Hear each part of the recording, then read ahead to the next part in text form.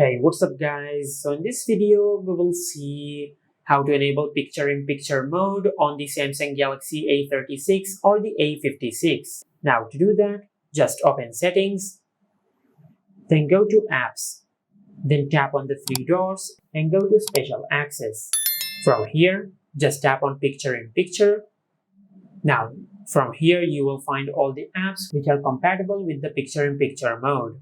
Now just enable the toggle for the apps which you want to enable picture-in-picture for. Now once you have done that, now just enable picture-in-picture within the app which you want to use in picture-in-picture mode. For example, if you go to your home screen, now just open YouTube. Now to enable picture-in-picture mode in the YouTube app, just tap on the profile icon, then tap on Settings. From here, just go to Playback and make sure you enable picture-in-picture mode. Now once you have enabled this toggle, you can use picture-in-picture by simply opening a video. Now just go to your home screen. And this is how you can enable picture-in-picture mode on the Samsung Galaxy A36 or the A56. Make sure to like, comment, and subscribe. Thank you for watching.